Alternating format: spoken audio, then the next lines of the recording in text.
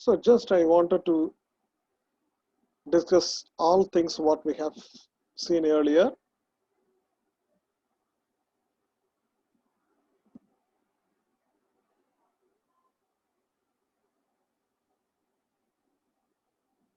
Right. So first we started constructing the multiplication table of this.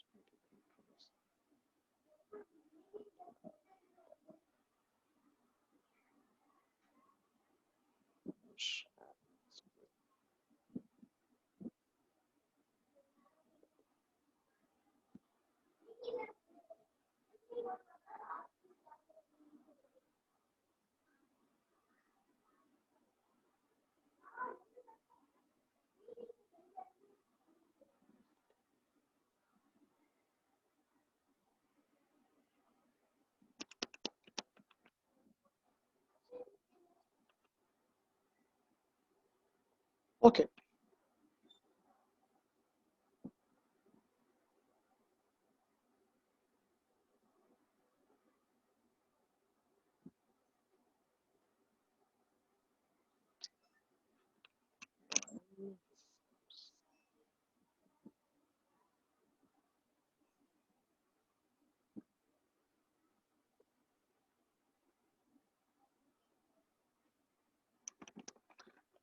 So this is how we constructed the multiplication table for ammonia molecule.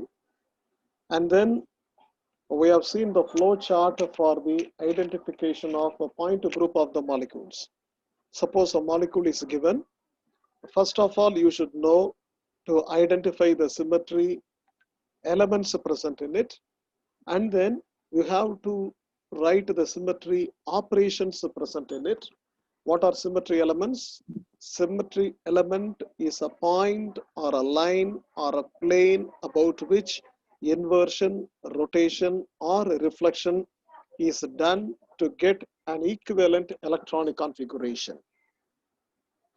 What is a symmetry operation? It is an inversion or rotation or a reflection done about a point or a line or a plane to get an equivalent configuration. So we are going to find out what are all the symmetry elements present in a molecule and what are all the symmetry operations that can be done in a molecule. Only with that knowledge, we are able to find out the various point groups to which the symmetry operations present in a molecule belong to. So according to mathematical group theory, the symmetry operations present in a molecule, they form a group. Again, what is a group? Group means it should contain the following characteristics. Number one, it should obey the closure rule. Closure means any two elements of the group should combine to give the third element, which is also a member of the group. Second one, the group should contain one element which is called the identity element, which will commute with all the elements of the group. And the third property is every element of the group should have its own inverse element, which is also a member of the group. And the fourth property is the function should be associative. If apart from these four, if fifth property, that is all the elements of the group commute, then it is called an abelian group. And apart from this five, if all the elements of the group are generated from one element of the group, that element is called a generator and the group is called a cyclic group. So all the cyclic groups are abelian groups, but all abelian groups are not cyclic groups. All abelian groups are groups, but all groups are not abelian groups. So these groups are given a particular symbol, a name, and it is called a point group. Why it is called a point group? All these symmetry elements intersect in a point, and that point will not change its position during the operations. That is why the group is called a point group. And these point groups are given certain symbols. And these symbols, what we have discussed in the flowchart earlier, they are called Scorn-Fleece symbol. That is what I'm going to teach you today. Scorn-Fleece symbol. Suppose if I say D infinity H or C infinity V or TD, OH, IH, DNH, DND, DN or CNH, CNV, CN, CS, C1, S1, C1. These are all various symbols of a point group. And these symbols are called Scorn-Fleece symbol. Scorn-Fleece symbol, actually it is given to the point groups of molecules as such. Molecules. When you are analyzing the symmetry of a molecule, but when these molecules form a crystal, then the crystal symmetry is entirely different from the molecular symmetry. Say for example, suppose lactic acid. Lactic acid is an asymmetric molecule. But if you are able to crystallize the lactic acid in a regular arrangement, crystal itself is a regular arrangement, where the molecules are found in a regular manner of arrangement. Now the crystal may have symmetry, but the molecule may not have symmetry. So crystal symmetry is of a different approach. Molecular symmetry is of different approach. Normally, Scorn-Fleece symbol is given to the points groups of molecules, whereas for the crystallographic symmetry, Hermann-Margule symbol is given. Actually, you need not know much about the crystallographic symmetry, which is not found in the undergraduate syllabus. Whereas in the PG syllabus, you have crystallographic symmetry also. Here you are turning the molecule, you are rotating the molecule, you are reflecting the molecule, all that you do. But in PG classes, you will be able to find out the screw axis or glide plane. Screw axis means you are rotating at the same time moving forward, something like a screw. It turns and moves forward. So it turns and moves forward. Therefore, that is called a screw axis. When you rotate a crystal, you are turning and also moving to next lattice. Whether the crystal attains a symmetry, that is called a screw axis. Glide plane, you move and reflect, or there's something like that. Glide plane. So these are all the symmetry operations present in a crystal. But the crystal symmetry point groups are given Hermann-Margule symbols. Whereas the symmetry point groups in molecules are given Scorn-Fleece symbols. So you have to understand this flow chart. I have already given you an exercise as an assignment. I have given you a number of molecules and I have asked you to find out the symmetry operations and the symmetry elements present in the molecule, and also I have asked you to follow the flow chart and to find out the point group to which that molecule belongs. I think by this time you might have completed the assignment, and I want every one of you to preserve the assignment with you until I ask for it. So in the next assignment class, I will give a few more questions and you have to answer and you have to write in a sheet of paper, and which has to be preserved with the number given. Assignment number 1, 2, 3, 4, 5, 6 with the date. Particular date should be written on the assignment. Now you see the first question you have to ask whether the molecule is a linear. If it is yes, the next question you have to ask whether it has I. Whether it has I. If it has I, then it is called D infinity H, otherwise it is called DC infinity V. And also if the molecule is not linear, then you have to ask the question, does the molecule have many CN axes of order greater than 2? If it is yes, then the molecule belongs to cubic group. And if it is of A4 type, it is tetrahedral. AB6 type, heptahedral. And A12, B12, it is ipsahedral. And if the answer is no, then you have to ask a question if the molecule has NC2 axis perpendicular to CN axis where N is greater than 2. If the answer is yes, then the group is called a dihedral group. And along with these axes, that is one axis with N higher than 2 and also N number of C2 axis, along with that, if it has a symmetry plane, that is a horizontal plane, it is a DNH. If it has a dihedral plane, N number of dihedral planes, it is a DND. And if no plane is present, it is a DN point group. If the answer is no, then you have to ask, does the molecule have only CN axis? CN means N can be any number, but only one axis. And if it is present, along with this, if it has a sigma H, it is a CNH. If it has N number of sigma V, it is a CNV. If it has no planes, then it is called a CN point group. If the answer is no, then you have to ask another question. Does the molecule have the reflection plane alone? If reflection plane alone present, it is a CS. If no, then the next question, does the molecule have only center of symmetry? Then it is a CI. Then does the molecule have only SN axis and also the order greater than 2? Then it is SN point group, otherwise it is C1 point group. So any molecule which belongs to C1 point group is a totally asymmetrical. Whether the molecule is more symmetrical or less symmetrical, that depends upon the number of symmetry elements present. If a more number of symmetry elements are present, then the molecule is more symmetrical.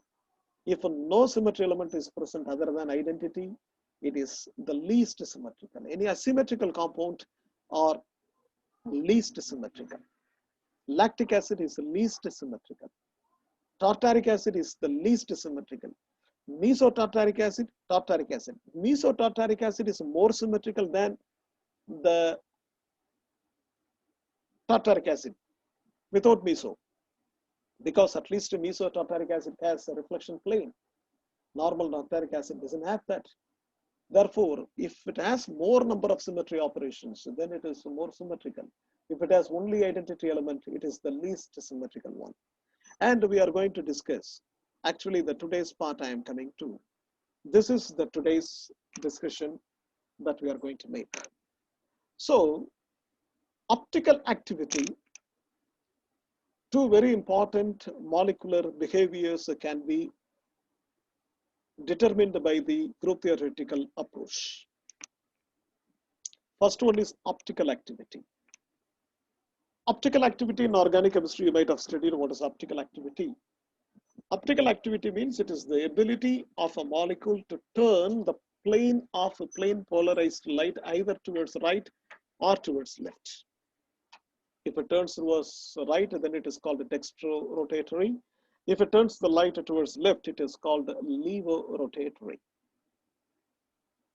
So the ability to turn the plane of a plane polarized light is called the optical activity of a molecule.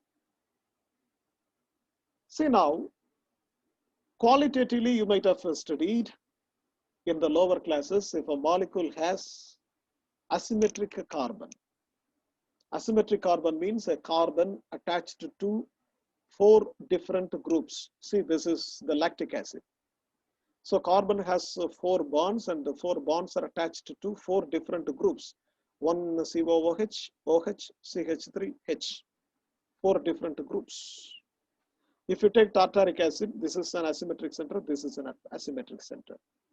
This carbon is attached to CH3, COOH, H, and one single big unit.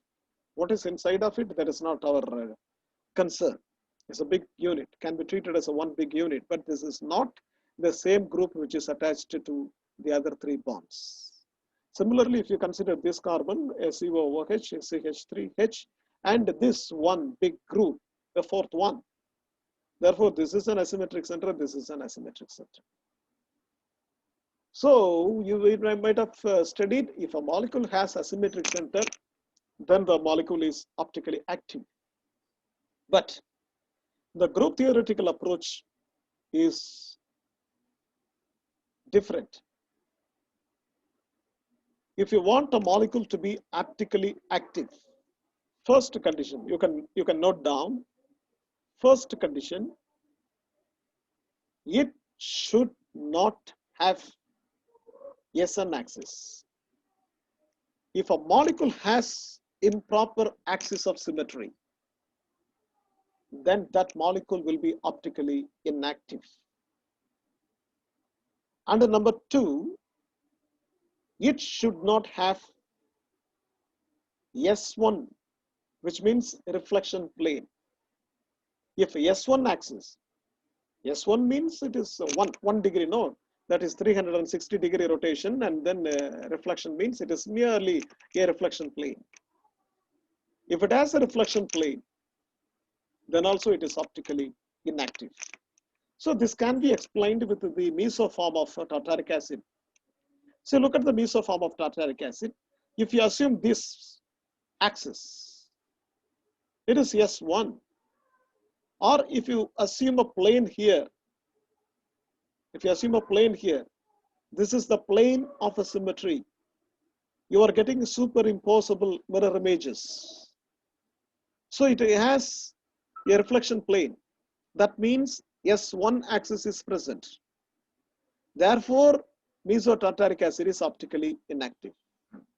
In organic chemistry, you might have heard this is due to the internal compensation, which means that if this carbon turns the plane of a plane polarized light towards right to a certain degree, to the same extent, but in opposite, this group turns.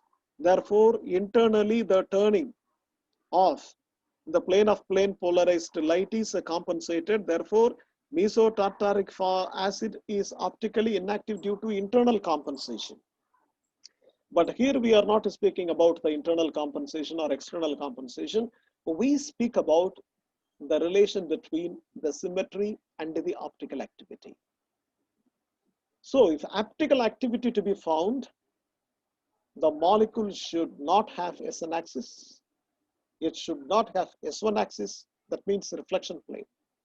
Sometimes the molecule may not have SN axis. The molecule may not have reflection plane, but it may have CN axis or many CN axis. Such molecules are called dissymmetric molecule. They are not asymmetric. Asymmetric means totally symmetry is lost. Dissymmetric means at least some symmetry is there, but reflection plane is absent or SN axis is absent. So these symmetric molecules are also optically active. Say for example, this is this molecule. Look at this molecule, triotymotide, I think. See, look at this molecule. This molecule belongs to D2 point group. It has CN axis, but it doesn't have S1 or improper axis of symmetry. This molecule, even though it does not have a symmetric center, look whether the molecule has a symmetric center. No asymmetric center. This carbon is attached to 2 hydrogen. This carbon is attached to 2 hydrogen. This carbon attached to 2 hydrogen. See, this is a benzene ring. This is another benzene ring. And oxygen is there. There is no point of trying to find the asymmetric carbon in this compound. But this compound is optically active. Why this is optically active? Because this is dissymmetrical. So dissymmetric molecules will also be optically active. And also, what is the cause of optical activity in the case of allenes? Allenes we have seen.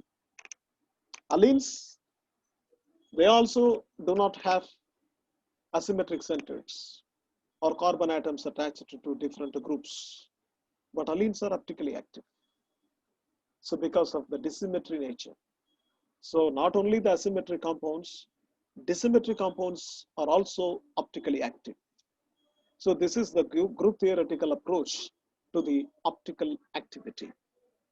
So next, look at this. Dipole moment.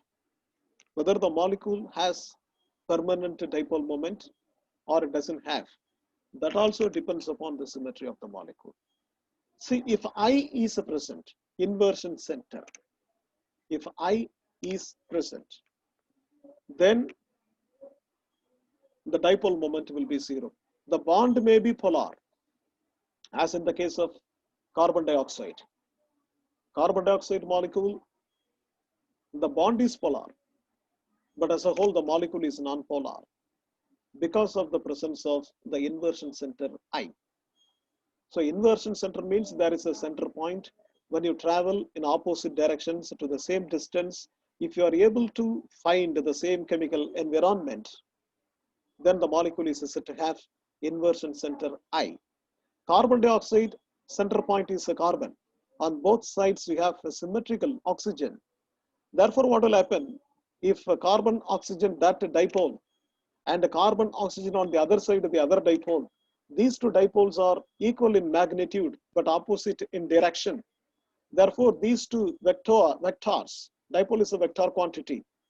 Vector means it is a line segment drawn in space which would represent the quantity and also the direction of any physical entity. So the dipole moment is a vector. Therefore, the vectorial sum of these two dipole vectors will cancel out each other because of the presence of I, the inversion center. And also, if a molecule has many C2 axes, then also the net dipole moment of the molecule will be zero. Because if a molecule has a C2 axis, normally the dipole moment of the molecule will be along the C2 axis.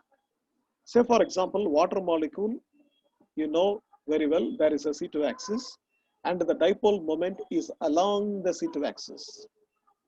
And also boron trifluoride molecule, it has 3 C2 axes and the dipole moments are along all the 3 C2 axes. If you take a trichlorobenzene, it also has 3 C2 axes and the dipole moment is along all the C2 axes. When more than one C2 axis are present, the dipole moment along every C2 axis will cancel out each other and the net dipole moment of the molecule will be zero. That is why BF3 molecule is non-polar. Or methyl chloride molecule is a polar. It is polar.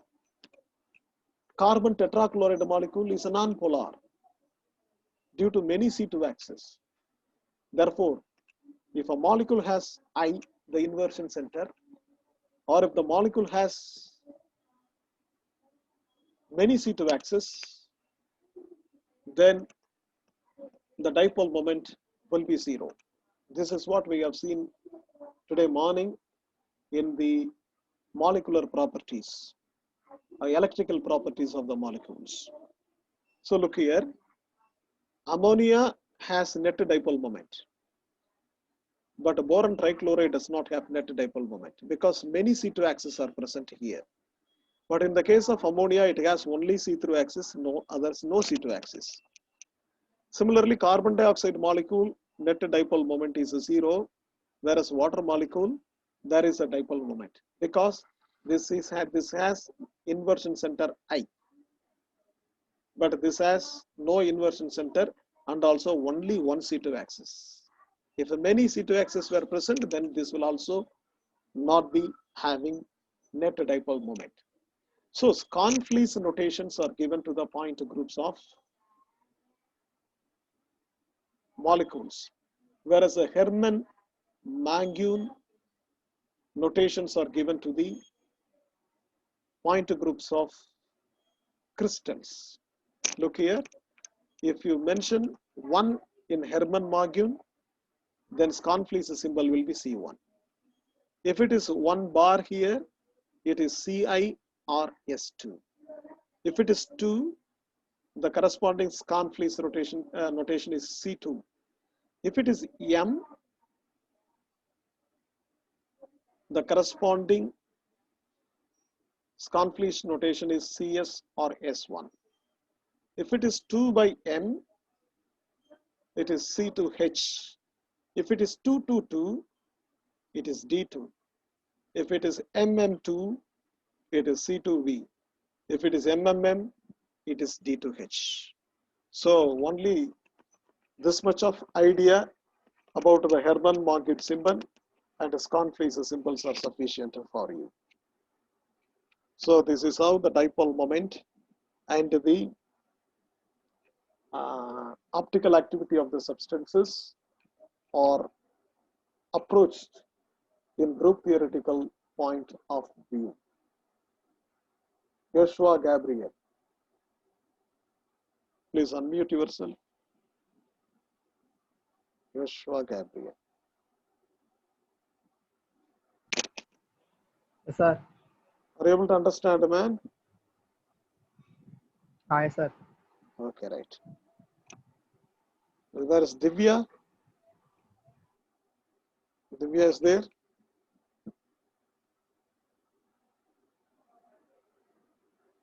Divya is there. 18 chemistry 43.